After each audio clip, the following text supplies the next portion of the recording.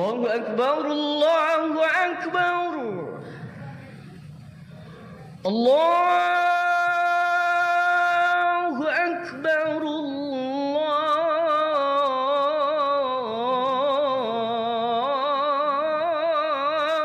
Akbar. Alhamdulillahilladzi khalaqal mauta wal hayata liyabluwakum ayyukum ahsanu amala wa huwal azizul ghafur. Ashhadu an la ilaha illallah wahdahu la syarika lah wa ashhadu anna sayyidana Muhammadan abduhu wa rasuluhu la nabiyya ba'dah. Allahumma salli wa sallim wa barik ala sayyidina wa habibina wa syafi'ina wa maulana Muhammad wa salli wa sallim wa radiyallahu ta'ala an kulli sahabati rasulillahi ajma'in. Amma ba'du, faya ayyuhal hadirun al-kiram, usikum wa nafsi bittaqwallah, ittaqullaha haqqa tuqatih wa la tamutunna illa wa antum muslimun. Hadirin jamaah salat Jumat yang mulia, intisari khutbah yang singkat ini sudah khatib tuliskan di selembar buletin berjudul Amal Tergantung Ujung. Bisa pula dibaca di Hikmah Republika. Kiranya bisa kita ajarkan kepada diri, keluarga dan anak-anak kita agar menjadi orang-orang yang tawadu dalam kehidupannya. Saudaraku kaum muslimin, dahulu baginda Rasulullah sallallahu alaihi wasallam pernah menceritakan kepada para sahabat. Hadis diriwayatkan oleh Imam Ahmad. Kata Rasul, dulu ada dua orang dari Bani Israel bersaudara. Yang satu ahli maksiat dan yang satu lagi ahli ibadah. Setiap kali yang ahli maksiat ini berbuat kesalahan atau berbuat maksiat, ia selalu ditegur oleh saudaranya yang ahli ibadah. Jangan kau lakukan, berhentilah bermaksiat, takut kepada Allah. Tapi tetap saja yang saudaranya ahli maksiat ini berkata, tak usah kau urusi aku, biarkan saja aku. Dan itu berulang terus menerus hingga suatu hari si ahli ibadah ini berkata kepada saudaranya yang ahli maksiat, wallahi la yaghfirullahu lak, demi Allah, Allah tidak akan pernah mengampunimu. La yudkhilukallahu jannah, dan tidak akan memasukkanmu ke dalam surga. Lalu dalam hadis ini disampaikan oleh baginda Rasul, keduanya kemudian meninggal dunia dan keduanya dipanggil oleh Allah Subhanahu wa taala. Dan Allah bertanya kepada ahli ibadah tadi, atas dasar apa kau lebih tahu dari aku? Atas dasar apa pula kau lebih mengambil kekuasaanku untuk memasukkan hamba ini ke dalam neraka dan tidak mengampuninya? Sungguh sombong sekali engkau melakukan apa yang semestinya menjadi hakku. Karena kesalahan saudaranya yang ahli ibadah ini adalah dia bersumpah bahwa Allah takkan mengampuni, padahal Allah yang maha pengampun dan luas ampunannya. Dan dia bersumpah tidak akan masuk surga, padahal Allah yang punya surga dan neraka.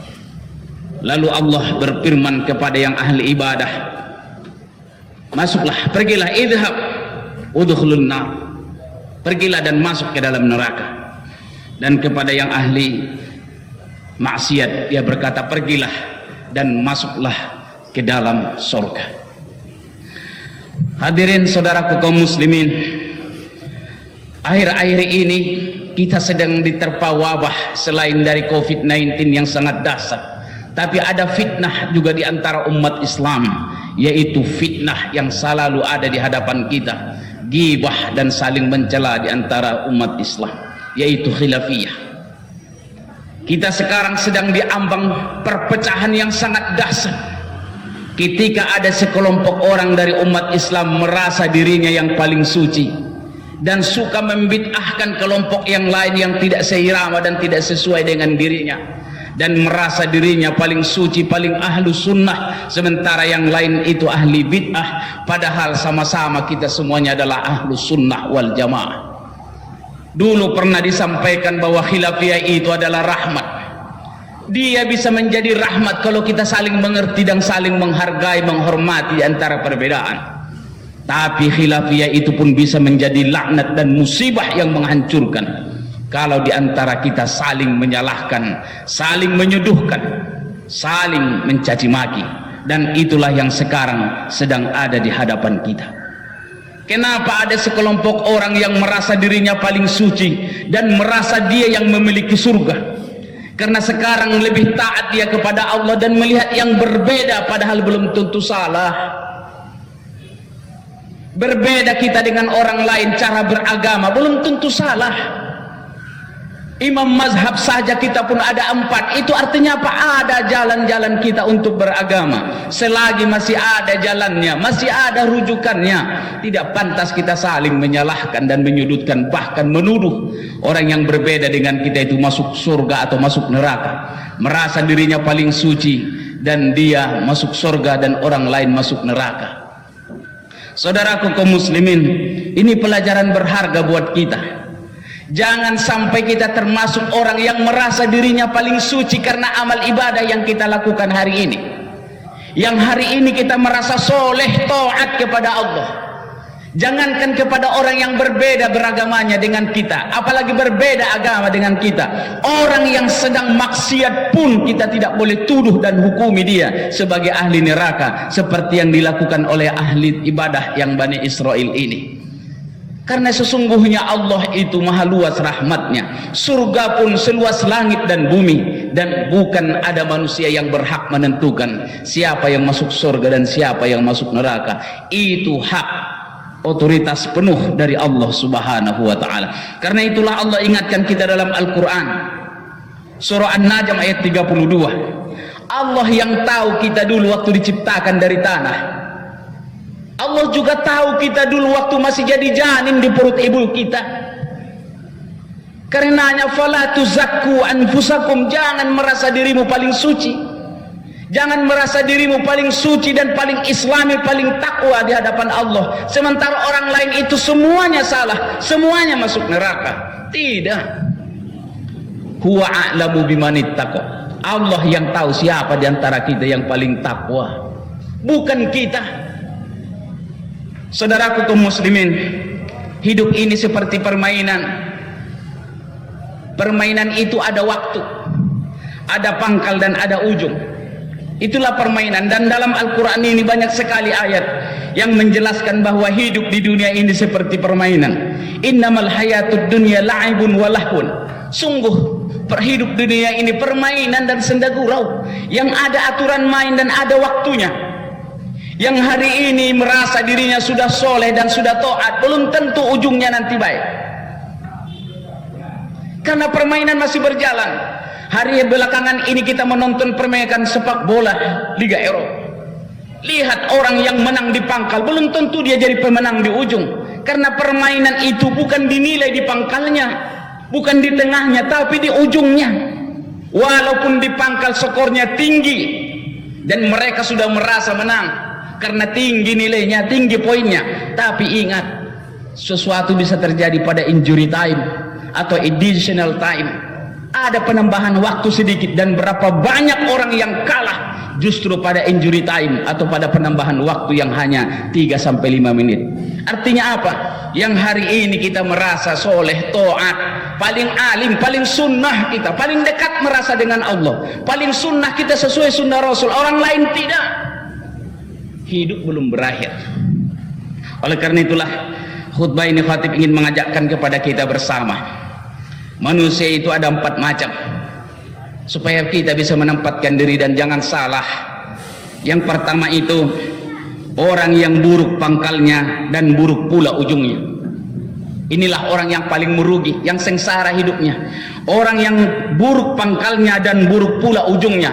Dari pangkal hidupnya sampai ujung hidupnya memang maksiat kepada Allah, ingkar kepada Allah. Dan inilah orang-orang kufur, orang-orang kafir itu ini. Seperti Abu Lahab, Abu Jahal, dari pangkal memang mereka ingkar dan sampai ujung hidupnya pun tetap ingkar. Inilah orang yang pangkalnya buruk dan ujungnya juga buruk. Dan jangan sampai, dan insya Allah kita tidak termasuk ini. Ada yang kedua, orang yang buruk pangkalnya tapi baik ujungnya.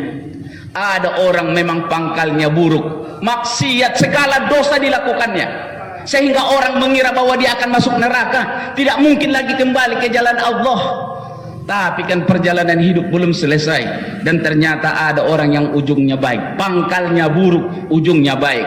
Kita lihat dan dengarlah bagaimana Umar bin Khattab radhiyallahu anhu, yang pangkalnya di zaman jahiliyah orang yang sebejat-bejatnya perbuatan, tapi justru di ujung hidupnya dia menjadi orang yang paling dimuliakan dan dijamin masuk surga oleh Rasulullah sallallahu alaihi wasallam. Dan yang ketiga, orang yang baik pangkalnya tapi buruk ujungnya. Inilah yang disebut su'ul khotimah. Pangkalnya baik, hari ini kita soleh, tak pernah kita tinggalkan perintah Allah dan jauhi larangannya, tapi setan selalu menggoda kita. Setan selalu ada bersama kita dan dia tidak pernah berhenti menggelincirkan kita. Boleh jadi di ujung-ujung kehidupan kita digelincirkan oleh setan dan kita menjadi orang yang durhaka kepada Allah. Dan banyak orang yang seperti ini. Artinya apa? Jangan sampai sombong kita karena hari ini kita taat. Boleh jadi di ujung nanti kita kufur kepada Allah Subhanahu wa taala karena kita terlena oleh kehidupan ini. Dan yang keempat, ada orang yang baik pangkalnya dan baik pula ujungnya, dan inilah orang-orang yang mulia. Kenapa? Dari pangkal kehidupannya sudah soleh, keturunan orang-orang soleh, orang-orang baik, dan sampai ujung hidupnya pun dia tetap menjadi orang-orang soleh, seperti Ali bin Abi Thalib, Abu Bakar As-Siddiq, para alim ulama as-salafus soleh. Mudah-mudahan kita termasuk di dalamnya. Kalaulah kita tidak termasuk yang keempat, baik pangkalnya dan baik ujungnya, setidaknya buruk pangkalnya tapi baik ujungnya. Jangan sampai kita baik pangkalnya tapi buruk ujungnya, apalagi buruk pangkalnya dan buruk pula ujungnya. Oleh karena itu Rasulullah sallallahu alaihi wasallam mengajarkan kita doa yang sangat indah. Allahumma ja'al khaira umri akhirahu wa khaira amali khawatimahu wa khaira ayyami yauma alqaq. Ya Allah, jadikanlah sebaik-baik umurku pada ujungnya dan sebaik-baik amal pada akhir hayatku dan sebaik-baik hariku pada saat aku berjumpa denganmu. Semoga khutbah yang singkat ini mengingatkan kepada kita semua, jangan sampai takabur atas ilmu yang kita miliki, atas amal soleh yang kita lakukan. Semuanya Allah yang menentukan perjalanan. Selagi kita belum meninggal, kita tidak tahu apakah kita masuk surga atau masuk neraka, dan tidak pantas kita merasa diri masuk surga sementara surga itu milik Allah Subhanahu wa taala. Barakallahu li wa lakum fil Qur'anil azim wa nafa'ani wa iyyakum bima fihi minal ayati wa zikril hakim wa taqabbala minni wa minkum tilawatahu innahu wal ghafurur rahim. Ya Allah ya Rahman ya Rahim ya Malik ya Quddus ya Salam ya Mu'min ya Muhaimin ya Aziz ya Jabbar ya Mutakabbir ya Khaliq ya Bari ya Musawwir ya Ghaffar ya Qahar ya Wahhab ya Razak ya Fattah ya Alim ya Qabid ya Basit ya Khafid ya Rafi' ya Mu'iz ya Muzil ya Sami' ya Basir ya Hakam ya Ar ya Latif ya Khabir ya Halim ya Azim ya Ghafur ya Syakur ya Ali ya Kabir ya Hafiz ya Mukid ya Hasib ya Jalil ya Karim ya Rakib ya Mujib ya Wasi' ya Hakim ya Wadud ya Wajid ya Ba'is